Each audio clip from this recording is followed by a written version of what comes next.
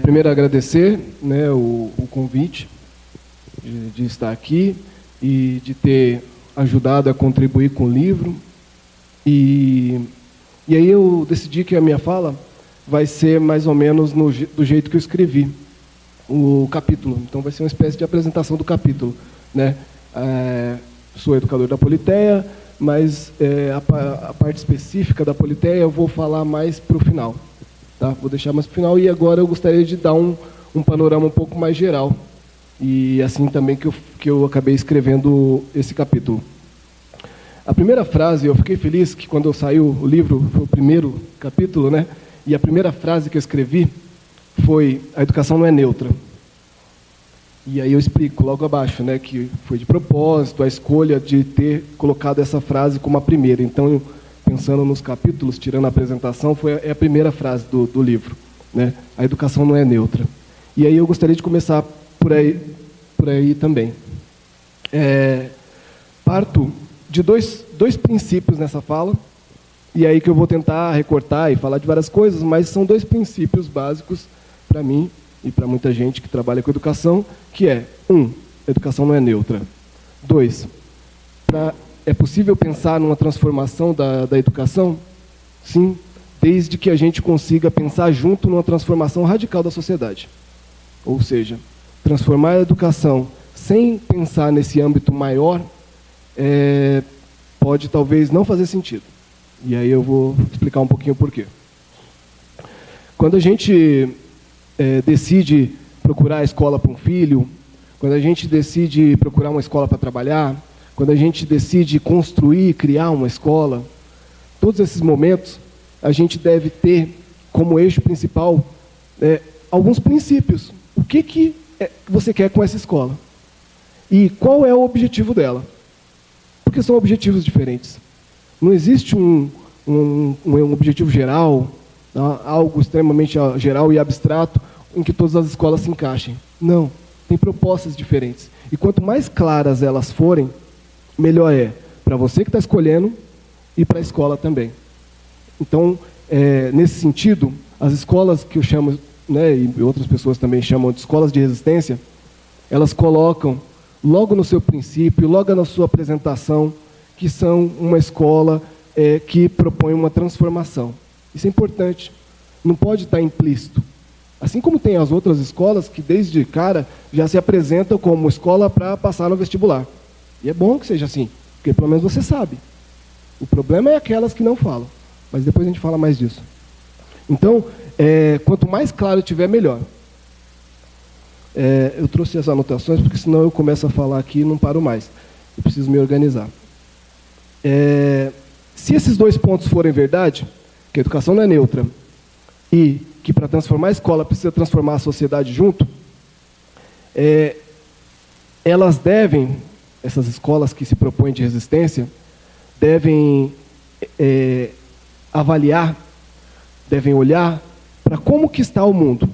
Ou seja, qual é a situação geral da educação e a situação geral política, social. Não dá para ignorar essas coisas.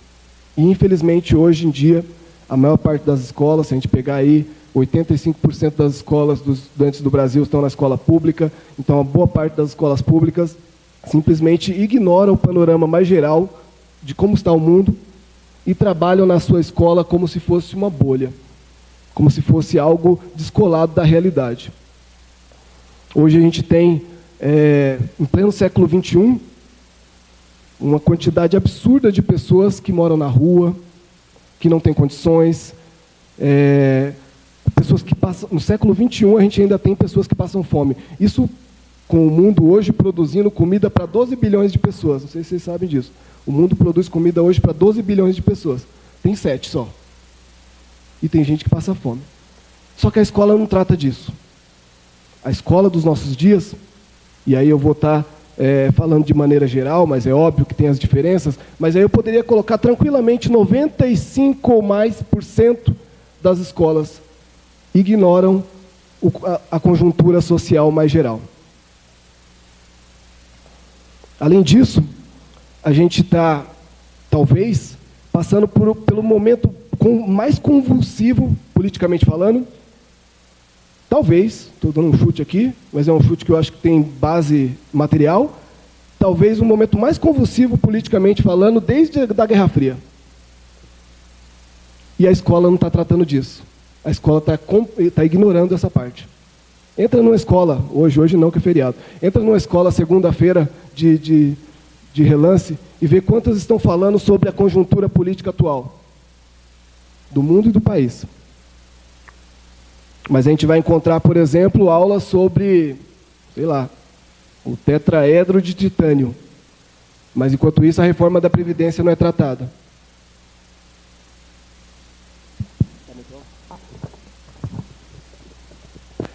A gente vai encontrar, por exemplo, aulas...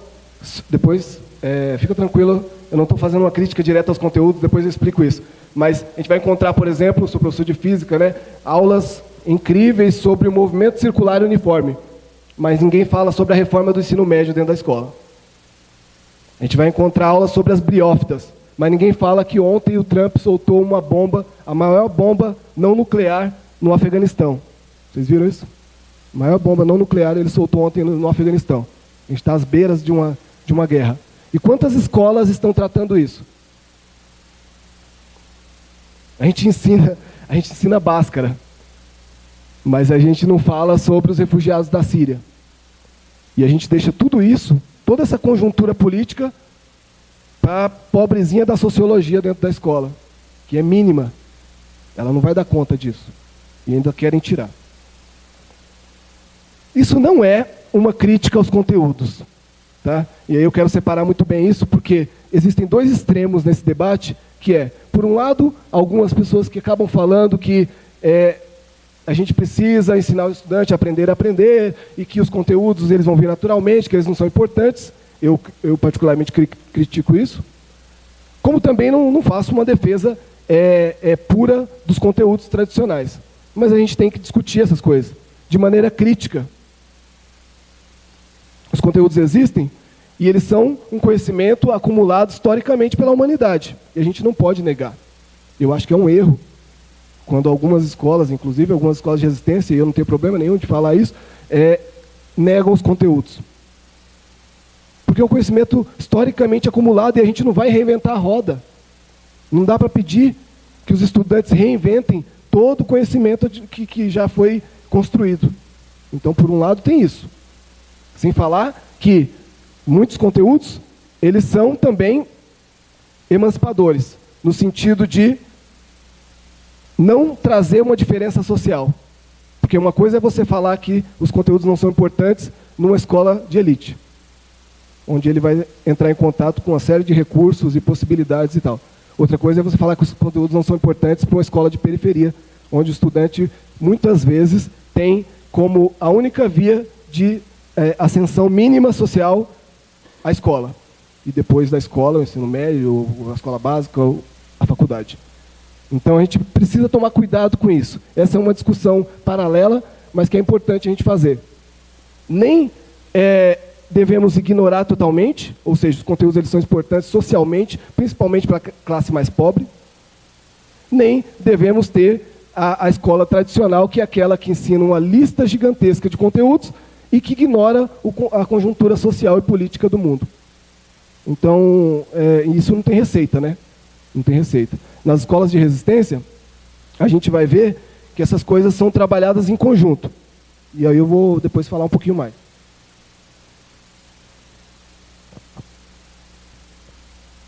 De maneira concreta, a escola está desvinculada da realidade. A escola hoje está desvinculada da realidade.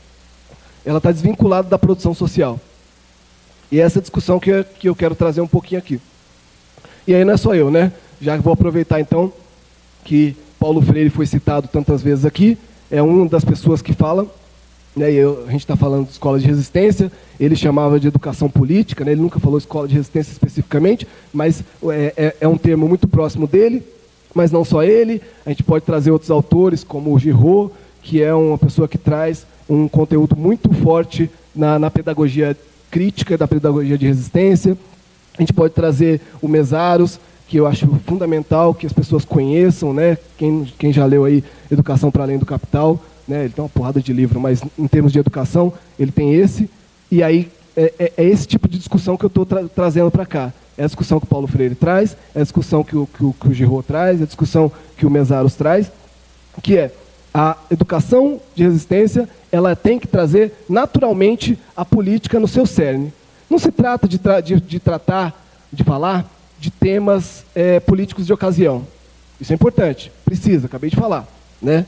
Das coisas que estão acontecendo, da conjuntura, isso é importante. Mas não é só isso. Não basta você trazer para a escola uma porrada de notícia. A política tem que estar na natureza da escola. E como que faz isso? Se faz isso com participação dos estudantes. Se faz isso com assembleias constantes, não esporádicas. Faz isso com a possibilidade de escolha por parte dos estudantes, escolha daquilo que eles têm interesse em estudar, como a gente já falou aqui, já ouvimos aqui, por exemplo, do Projeto Âncora. Então, é nesse tipo de política que a gente está falando. Então, é tratar de temas políticos específicos? Sim, mas é ter a política naturalmente no seu dia a dia, né, no seu funcionamento.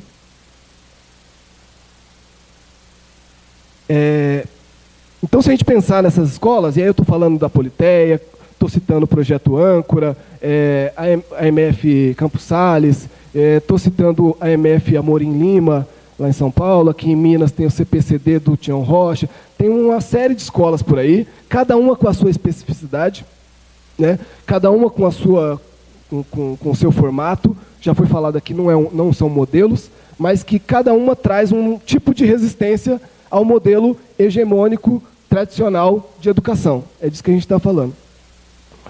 E aí, essas escolas, elas são poucas, mas são importantes no sentido de nos dar um sul, nos apontar uma direção, nos apontar um caminho. Mas são poucas. E daria para ter todas as escolas do Brasil dessa forma, com esses modelos? O que vocês acham? Não. Segundo o que eu falei antes, se eu tiver certo, mas não só eu, né, um monte de gente já falou isso, não dá. Não dá porque a estrutura social é tal que ela não aceita e ela vai transformar, ela vai cooptar as tentativas de transformação pela educação. Ou seja, em palavras simples, a gente vive no sistema capitalista. E uma educação que vai falar contra ele não vai ser aceita. Não faz nenhum sentido. Mas ela então serve para quê? Então você está falando para quê isso? Né? Para que você vai construir uma escola já que a gente está no capitalismo? É porque essas escolas apontam a direção. Essas escolas, talvez, me arrisco a dizer, que elas cumprem aquilo que Engels e Marx falaram sobre educação. Eles quase não escreveram sobre educação. Né? Não tem nenhum livro específico, nenhum texto específico, mas tem algumas coisas que eles deixaram claro, que é o que eles pensavam sobre educação. Para que servia, segundo eles? Segundo Engels e Marx. A educação servia para duas coisas principais. Apontar de maneira clara e forte e objetiva a podridão do sistema que é o sistema capitalista. Mostrar o que está errado. Criticar, colocar os problemas, deixar claro para os estudantes quais são. Eu acabei de falar que não acontece, né, com tudo isso acontecendo, essa conjuntura e tal, a escola não fala. Então, essa é uma das coisas que eles colocam. A segunda coisa que eles colocam o papel da educação é mostrar a nova sociedade possível. Mostrar a direção. Qual é a possibilidade de mudança? Qual é a possibilidade de outra sociedade? De maneira bem geral, o que eles deixaram escrito em termos de educação é que a educação cumpriria essas duas funções. Criticar o sistema e mostrar qual é o outro sistema possível. E dessa forma, estaríamos... Né, se a educação fosse feita desse jeito, se a educação for feita desse jeito, a gente vai estar formando sujeitos críticos e pensantes para uma transformação radical da sociedade. Então é disso que eu estou falando. Essas escolas de resistência cumprem um pouco, né, e eu tenho tranquilidade também em dizer que nenhuma é perfeita, né, muito menos a Politeia, tem seus problemas, mas cumpre um pouco desse papel, que é, no seu dia a dia, nas suas aulas, nos seus encontros, nos seus dispositivos, apontar a crítica da sociedade e aquilo que está acontecendo. Então, sim, a gente vai ter lá grupo de estudos sobre os problemas sociais, moradores de rua, sobre o feminismo, sobre o machismo, no caso, que é um problema social, sobre a guerra na Síria, sobre a crise dos refugiados. A gente tem tudo isso como grupo de estudos lá com os estudantes. Então, esse é um caminho. E o outro é você falar das possibilidades de transformação que essa sociedade precisa, né?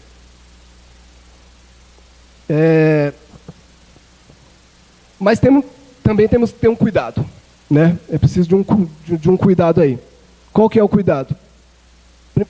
Vou abrir um parênteses.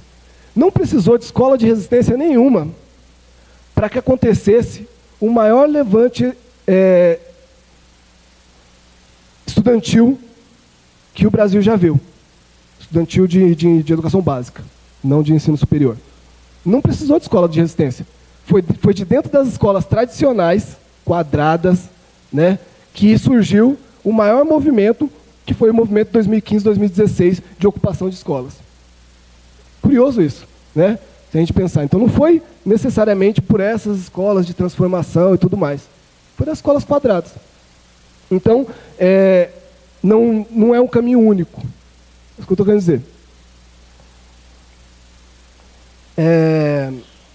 O cuidado que eu falei é que, se a gente tem uma escola transformadora, e a gente acredita que a nossa escola é transformadora, o cuidado que eu estou falando é com os vários tentáculos que esse sistema tem para incorporar aquilo que a gente está defendendo e colocando como algo radical e transformador, os vários tentáculos que o sistema tem, para colocar como se isso fosse algo que faz parte do próprio sistema. Vou dar um exemplo concreto. Movimento de ocupação das escolas 2015 em São Paulo e Goiás, 2016 pelo Brasil todo, principalmente no Paraná. Qual foi uma das reverberações desse movimento, né, logo depois que acabou? Uma porrada de empresa, de instituto cheio da grana, que começou a trazer os estudantes para falar nos seus debates, nas suas palestras. Um monte. Tem um caso especial no final do ano passado, que era um debate de várias empresas, que foi invadido, entre aspas, né, porque a gente sabia que isso ia acontecer, mas os empresários não, pelos estudantes, com uma espécie de manifestação, né, porque era a ideia de mercantilização da educação e tal. Só que aí, quando pegaram o panfleto do evento, tinha uma página inteira elogiando o movimento de ocupações. Uma página inteira do evento dos empresários que estava elogiando o movimento de ocupação das escolas. É curioso isso, né? Na mesa, numa das mesas desse evento, tinha a secretária de Educação de Goiás. Goiás, vocês sabem, né, que as escolas primeiro foram entregues, uma parte delas, entregue para a Polícia Militar, o que já é um absurdo por si só, e uma outra parte entregue para as OS, que são organizações sociais que controlam a parte administrativa da escola. E foi contra isso que os estudantes ocuparam em 2015. Estava a secretária na mesa, elogiando o movimento de ocupação. Alguns dias antes desse evento, a escola JCM, lá de Goiás, que é uma das principais, a primeira foi ocupada, foi desocupada pela polícia, com os estudantes sendo presos, a mando da própria secretária que estava na mesa falando bem das ocupações. Então, é esse cuidado que eu estou pedindo para a gente ter. As nossas escolas de transformação, elas podem sim ser cooptadas, as suas práticas, como coisas inovadoras, a palavra que aparece muito, empreendedoras, ultimamente tem aparecido bastante, né? Tem outros nomes que eles estão usando bastante para esse tipo de educação. E é isso que a gente tem que cuidar muito. Se você é crítico ao sistema, e aí não dá para ser cooptado por esse tipo de empresa, de escola e tudo mais. É isso que eu queria... tem um outro exemplo muito bom, inclusive, sobre isso. Os grêmios de escola. Logo depois das ocupações de 2015 em São Paulo, o governo percebeu que era um motivador, um organizador muito importante das escolas, eram os grêmios. Várias das ocupações foram feitas pelos grêmios. né? Então, logo depois que acabou, lança-se uma cartilha e uma diretriz de como formar um grêmio de escola dentro da sua escola, pelo governo. Essa cartilha vai para todas as escolas e uma das frases que aparece nela é: o grêmio estudantil tem que ser parceiro da direção. Isso é cooptação. Então, o sistema age de duas formas, né? Por um lado a repressão, por um lado a cooptação. Então ele bate de um lado e traz para o outro. E é esse tipo de cuidado que a gente tem que ter. Principalmente quando a gente fala de escola de resistência, de qualquer tipo de mudança. A gente não deve ter muita confiança nesse sistema. Não deve ter nenhuma confiança, na verdade, né? Vou dar o último exemplo, porque é extremamente recente. Eu recebi a mensagem hoje de manhã, de uma cidade de São Paulo, chama São Miguel Arcanjo, e é uma cidade pequena, extremamente pobre, uma das mais pobres do estado, mas que juntou um grupo de pessoas, a maior parte delas voluntárias, para tentar organizar um tipo de proposta educacional diferente na cidade. Eles criaram um projeto chamado Cidade Escola. Inclusive, eles lançaram o evento lá na página deles, nosso evento. Esse projeto chama Cidade Escola, e ele tinha uma série de atividades de contraturno que atendia mais de 150 jovens e crianças da cidade. E vinha sendo tocado há um tempo. Fui visitar lá com um grupo, a gente conheceu o projeto incrível, numa cidade que precisa de fato, né? Uma cidade que boa parte das crianças está fora da escola porque vai para a plantação de cana, para a colheita de cana. E hoje eu recebi a mensagem que o prefeito, que tinha dado a palavra que ia manter os projetos deles conforme estava andando, cortou 9 projetos.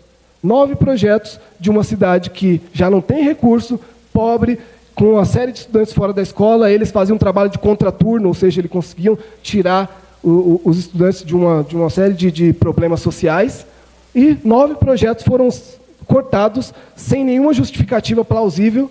E isso foi hoje, de manhã. E eles pediram ajuda, pediram para falar. Então, é desse tipo de desconfiança que a gente tem que ter. Desconfiança desse poder público e desconfiança desse sistema que a gente vive, que é o sistema capitalista. Para entrar numa coisa um pouco mais específica, né, eu falei que essas escolas, que são chamadas escolas de resistência, elas têm, na sua prática, o caminho de fazer uma formação política. Então, por um lado, eu já falei, não vou repetir, a questão mais dos temas políticos que são tratados. Isso é importante, tem que ter. Não adianta você fingir que não está acontecendo nada no mundo. A escola não é uma bolha. Mas as práticas também têm que ser importantes, né? As práticas políticas têm que ser importantes. Assembleia. Uma série de escolas que a gente conhece, que são escolas de resistência, fazem assembleia semanalmente, regular, dentro das suas práticas. E outra, não pode ficar com medo do que vai ser decidido na assembleia. Porque não adianta você instituir a assembleia na sua escola e ter preocupação do que eles vão decidir, né? Porque os estudantes são maioria, sempre. Numa escola vão ser maioria com os professores. Então a gente tem que também ter isso em mente aí. Outra escola, Cieja Campo Limpo, lá de São Paulo. Uma escola que tem 6 períodos por dia. Nesses 6 períodos por dia, que é 2 de manhã, 2 de tarde, 2 de noite, que é EJA, eles fazem 6 assembleias toda segunda-feira. E é lá que os estudantes vão decidir os rumos da escola. O âncora já falou da assembleia. Por Escola Politéia, toda quinta-feira tem uma assembleia onde eles podem decidir qualquer coisa. Qualquer coisa. Se for algo que está fora da alçada deles, vai para uma outra assembleia que os pais participam. Então, sei lá, não dá para decidir questões financeiras porque envolve os pais. Mas aí vai para uma outra assembleia, assembleia também, mas que os pais participam. Então, as decisões democráticas têm que ter espaço na escola. Algumas escolas ainda têm dificuldade, algumas dessas escolas que eu citei, ainda têm dificuldade de colocar a assembleia. A assembleia é fundamental para se você quer falar que está fazendo uma educação transformadora. Porque não dá para você fazer uma educação transformadora e que você decide o que tem que ser transformado, né? Então, eles têm que decidir junto. As possibilidades de escolha daquilo que tem que ser estudado. Esse é um ponto que eu acho que tem que falar aqui, porque que também cai em dois extremos, né, na discussão educacional. Num extremo está a educação tradicional, onde o estudante não decide nada. E no outro extremo, tem algumas propostas que falam que o estudante pode escolher qualquer coisa. E isso acho que tem que ser colocado na balança aí. Participação dos estudantes nas escolhas é importante, eles têm vontades, eles têm desejos de aprendizado, mas, como eu já falei antes, existe uma série de conhecimentos que são importantes e que não dá para esperar que seja reinventado tudo. Então, que a escola ela tem um papel fundamental de dizer algumas coisas que ela considera que são importantes para estudar. Na Politeia, a gente tem essas duas coisas, então. Tem espaço de pesquisa, tem espaço de grupo de estudo, onde os estudantes podem escolher, e, por outro lado, tem um espaço que são os professores e a escola que propõem coisas que devem ser estudadas e aprendidas. Eu, para finalizar, trouxe um vídeo, que eu vou pedir para passar já já, vai falar um pouquinho da escola. Mas é um vídeo que a gente pensou assim, vamos falar da escola? Vamos, mas não vamos os educadores falar, não. Vamos pedir para os pais. É uma outra versão, né? Pais e mães falarem o que eles acham da escola do filho deles. Então, pedimos para vários deles escreverem cartas, e aí leram essas cartas, e aí o vídeo vai passar nesse sentido. Quando acabar, eu vou falar umas últimas palavras, e aí a gente abre para pergunta, porque eu acho que é o mais interessante, sobrar tempo para fazer as perguntas. Pode ser? Obrigado.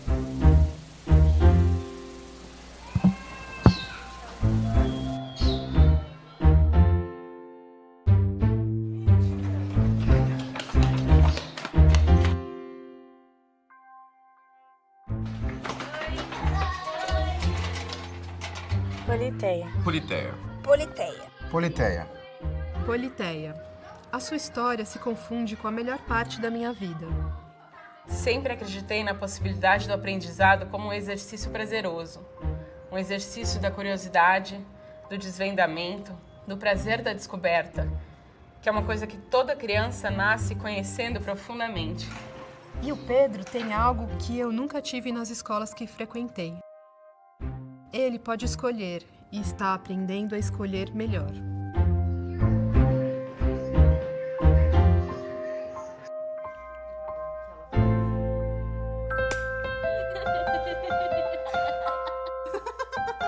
Nossa experiência aqui já faz 1 ano e nesse tempo houve uma adaptação, já que a Lia veio do sistema tradicional de ensino e nós também. Ao lado de uma enorme esperança e assombro de que esse tipo de escola pudesse existir de fato, havia desconfiança sobre a sua viabilidade. Vamos lá então, silêncio. Primeiro uniforme. Conversando, a gente consegue sempre resolver os nossos conflitos. E aqui a gente tem que respeitar ele, para ele nos respeitar e para a gente criar um ciclo de respeito.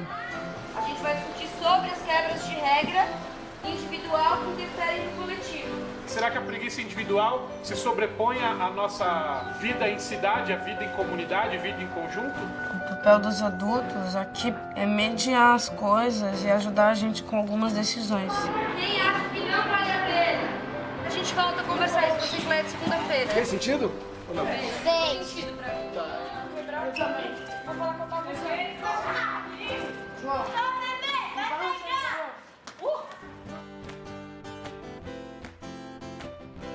Murilo vê tudo com os olhos redondos de Astro Boy. Ele já tem 9 anos e, como a maioria dos garotos da cidade, ele tem vontade de crescer, de ser ele mesmo e se afirmar como um indivíduo que sente, pensa, quer. Ninguém tem ideia da velocidade de um carro de Fórmula 1. Vamos ver se a gente consegue pesar uma sementinha de papoula. Que animais vivem na floresta tropical? Tigre laranja. Ele aprendeu a ler e escrever com naturalidade, sem sofrimento, sem repetições entediantes, mas estimulados por assuntos que o interessavam. Eu acho que você tem uma facilidade de aprender, acho. Deixa eu mostrar o que eu trouxe aqui para vocês. Antes eu não sabia muita coisa, mas agora eu tô mais inteligente. E aí eu descobri uma coisa que eu não sabia que eu sabia. Você respondeu aí. Ah, tá. O cravo seria surreal. Repetiu e mandou bem de novo. Lembra dessa?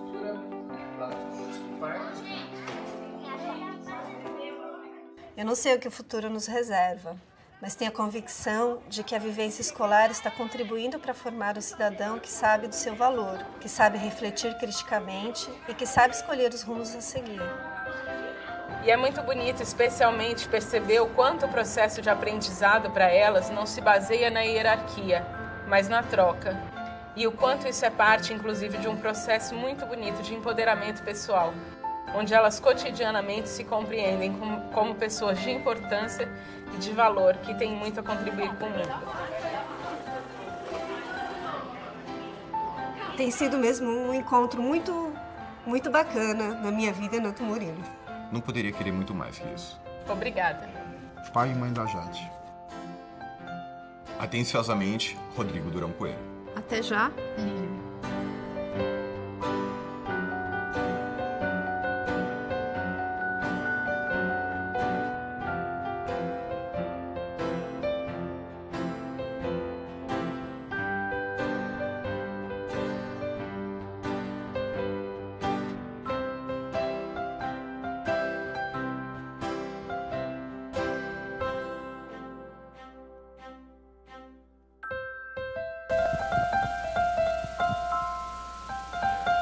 Só para finalizar, gente, então, eu acho que uma coisa importante que eu gostaria de ressaltar é as escolas que se consideram escolas de resistência, já fazem isso, a maior parte delas, mas tem que se proclamar mesmo como aquela que propõe uma educação para a transformação. Tem que falar isso, tem que deixar claro, tem que colocar nos seus princípios, tem que colocar no seu projeto pedagógico, tem que mostrar. Porque toda escola é política. A diferença é que algumas não falam que são. E aí a coisa fica implícita. E aí é que é sujo, quando é implícito. Tem que ser claro. Tem um preço a pagar por isso. Tem um preço. Porque quando você se proclama uma escola que faz diferente, quando você faz mesmo, que você tenta discutir temas críticos, etc., a gente não vai estar isento de críticas e de apontamentos e até de brigas feias. A Escola Politeia passou, nos últimos 9 meses, mais ou menos, por 3 experiências de ataque virtual. Então, isso mostra que tem um preço. Você tem que ter coragem de falar, eu faço diferente, eu faço isso, eu faço escola crítica, mas você pode pagar por isso de alguma forma.